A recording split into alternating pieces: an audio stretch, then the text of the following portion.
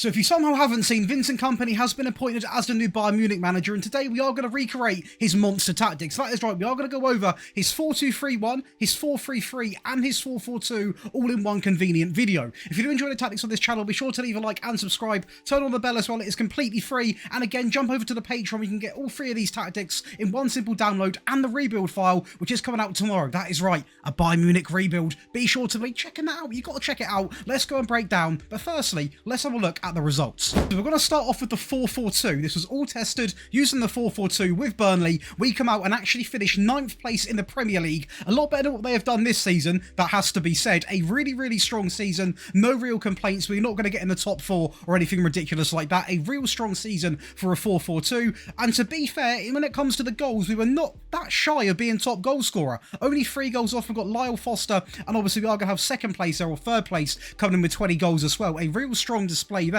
In terms of the team stats, we were actually 3rd best at scoring goals out of anybody in the Premier League. So a really, really strong season, not only based off the finish, but also the stats. The general rule for the whole season, it was actually a really good season. We got to the Carabao Cup final, where unfortunately we lost by 1 goal against Arsenal, but still a really, really strong sort of final there. Not the best display in the FA Cup, but Brighton are a good team. I will happily take top 10 and a cup final any day of the week in season 1 with Burnley. Of course, going to the data hub, it is going to look relatively close. It's going to be 2.13 goals per game, 1.87 conceded, and to be honest, you are going to be having a lot of these games at your sort of 1-1s, your 2-1s. They're not going to be much of a blowout, which is why obviously we've made the 4-3-3 and the 4-2-3-1, but for those of you that are playing as a real low-down team in the Premier League or any other league, you want a tactic for survival, this is going to get the job done. As you've seen, a 9th place finish is nothing to cry about at all. Show you some highlights. This is going to be a 3-1 win against Sheffield United away from home. As you can see, a good penalty there. This is quite a direct but quite accurate approach to the goal, obviously from the right back into the midfield, into the central area, and away we go. One more goal coming in here to make it 3-0, by the way, within 68 minutes. We do go on to concede a goal, but as you can imagine, when you're 3 goals up, or now 2 goals up after this goal goes in, and you've only got 10 minutes to defend, it's not the end of the world. Then go over with the 4-3-3 and test with Ajax, a team which, to be fair, I don't know why, but I would love to see him manage. I don't know why. I think they'd be a really good pairing. And we come out and put on a really, really good season, only losing 1 game. Broby picks up 25 goals. We've got all 3 players in the best average rating, and we've got 1st and 2nd when it comes to the most assists.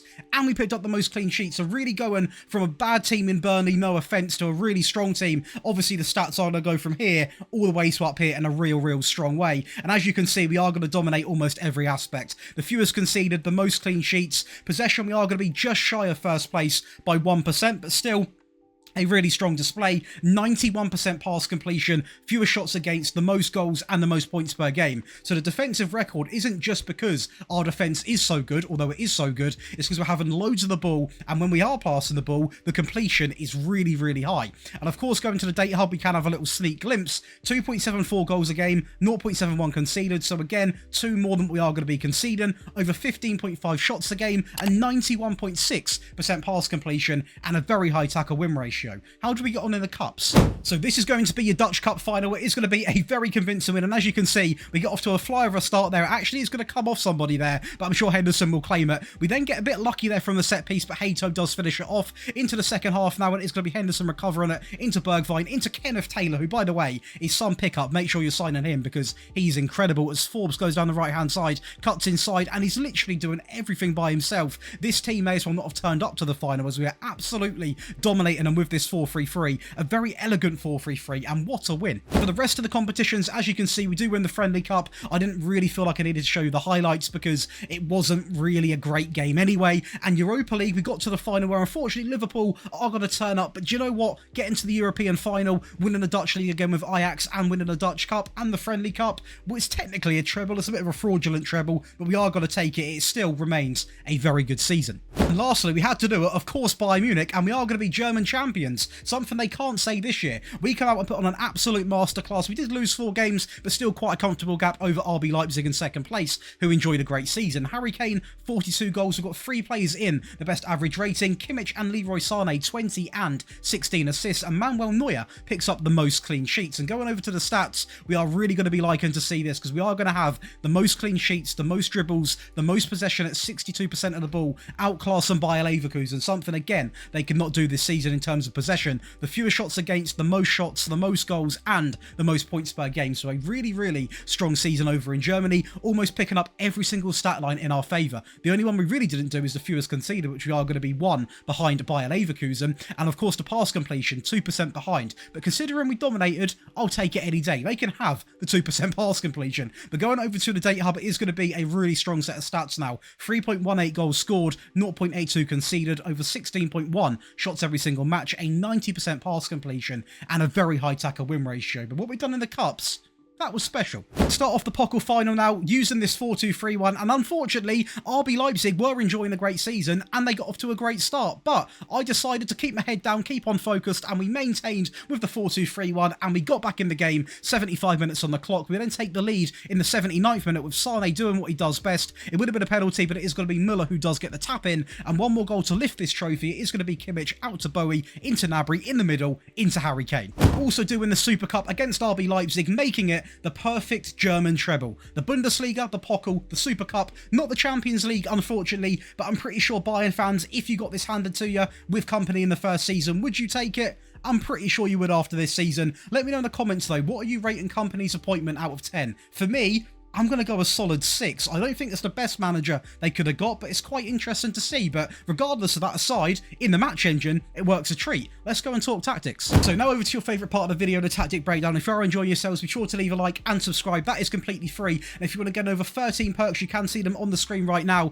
You get the tactics early, you get all 3 of the tactics. You get the rebuild file, you get the rebuild tactic we now have every single video. You're also going to get priority in your requests, you get one-on-one tactical help, and you get enrolled to the giveaway, which at the moment of this video going live is £300 split between 3 winners, so £100 each. So a lot going on, really big prizes over on the Patreon because you guys show incredible support. I love to give back to you. But let's go over and talk about this tactic. So it is going to be based off a control possession. He does play quite a controlling way, and I think he is going to replicate this with Bayern Munich. And of course, in this tactic, the 4-2-3-1 does come first. We are going to select the 4-2-3-1. So now going over to the back line. So the goalkeeper is simply going to be a sweeper keeper, and we're going to keep no custom instructions. It's going to be nice and simple, simply on the default. In terms of the centre backs, we have gone for 2 ball playing defenders, so we are going to change this one as well. And there is no real need to add any more instructions onto them. They're already going to be holding the position and taking more risks. I don't really want them dribbling more or shooting more often, for example, so we are simply going to leave them on the default. Now on the left, we are going to go with a wing back on support, but he is going to have a little bit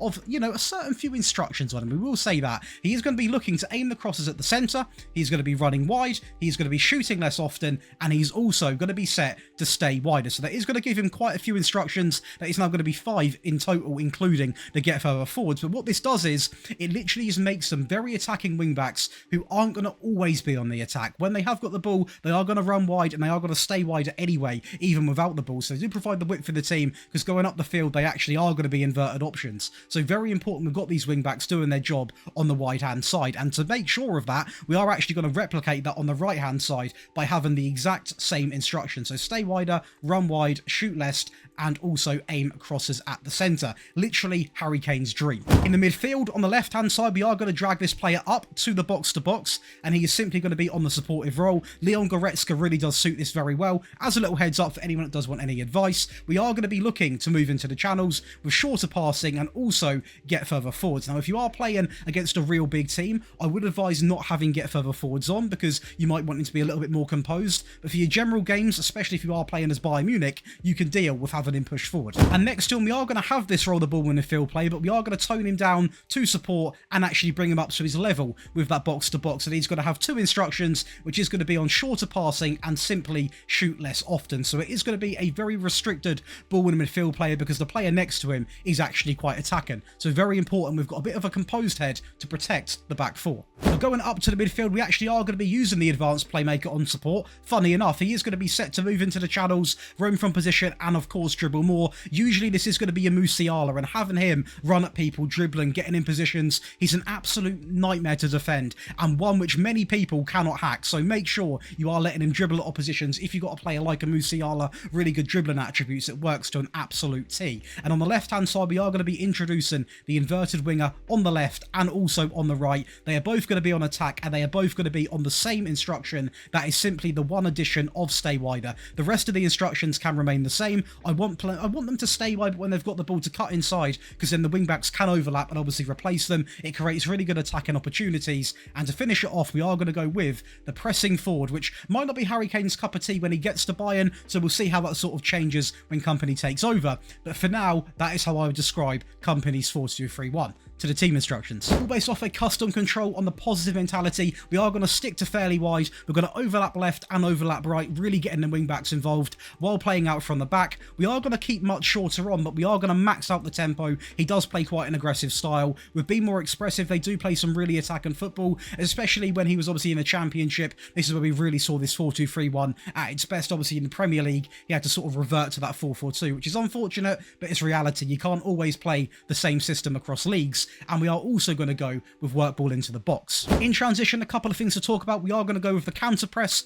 and we're going to play to anybody across the back line while taking short goal kicks. No real need to add counter or hold shape on. We're going to be leaving that blank, as we are now going to turn our attention to the out of possession, which is going to be the high pressing line of engagement. Let me change that. With the higher defensive line, we are going to opt to get stuck in. We're going to max out the trigger press and prevent short goalkeeper distribution. Now let's go to the 4-3-3. So this is going to be Kompany's 4-3-3, and in my opinion, it gets a little bit more possession because of the way I've set it up and the way that the midfield's actually quite compact. So we are going to go with a sweeper keeper on the default. The wing back on the right and the left hand side are actually going to be exactly the same as what it is going to be in the 4-2-3-1. So not much to learn for your wing backs aren't going to be staggered by changing from the 4-2-3-1 to the 4-3-3, which is what I like about the tactics I post on here.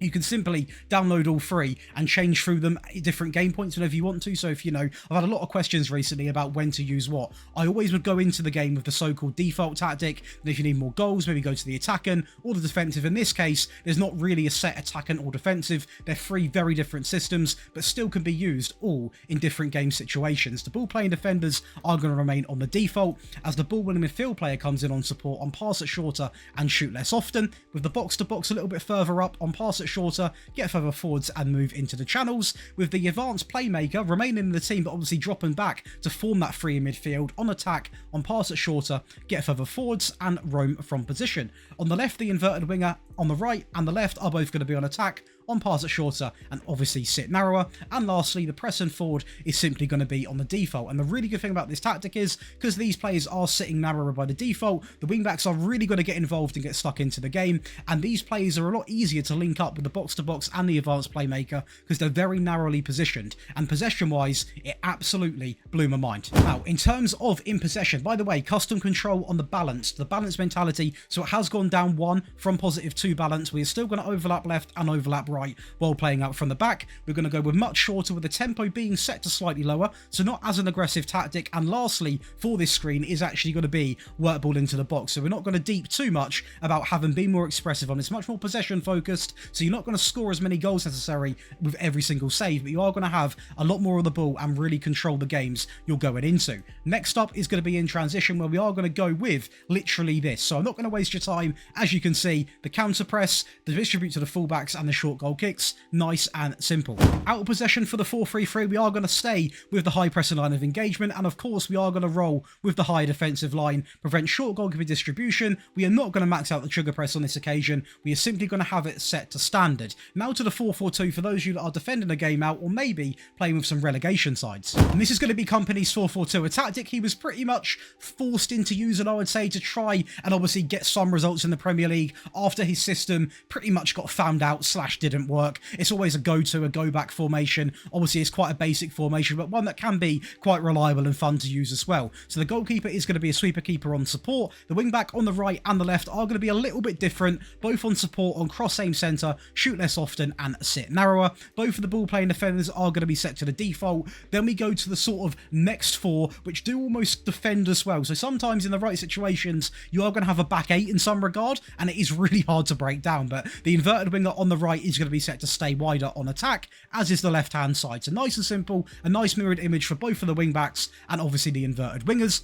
We then have a box-to-box on the left who is going to be on pass it shorter, get further forwards and move into the channels. I would really recommend not changing this role because without him, you've got none of your midfield players in terms of this and the ball midfield player that are going to get forwards and help create. The box-to-box is the perfect role for this 4-4-2 because he is going to defend but also will get forwards and help the two up front. And next to him, because we have got that player next to him is going forwards, we want this one being quite risk-free, so a ball-winning midfield player on support, on pass it shorter and shoot less often, with the pressing forward simply on attack and the advanced forward simply on attack as well. Now going over to the team instructions, it is going to be based off the custom control possession on the positive mentality. We are going to stick to fairly wide. We are going to play out from the back. We are going to add pass into the space on. By no means is this a direct 4-4-2, but it is definitely going more down that approach than the previous two variants. So we are going to go with shorter as well. So one up from much shorter. The tempo is going to remain actually two slightly higher. So we're not going to be slouching about and inviting pressure on. We're just playing a little bit more direct on the account, on the sort of counter attacks, but not to the point where we are literally getting it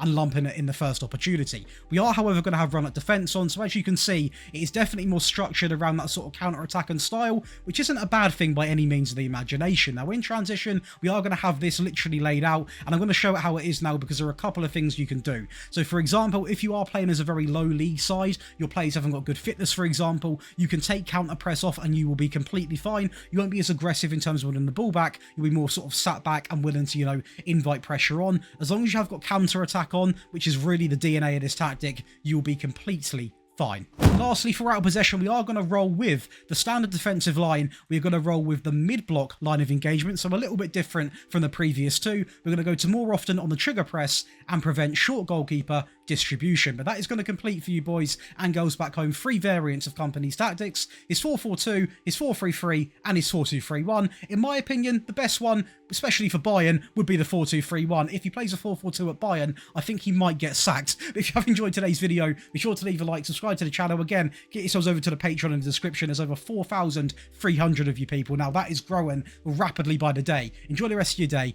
and I'll see you in the next one.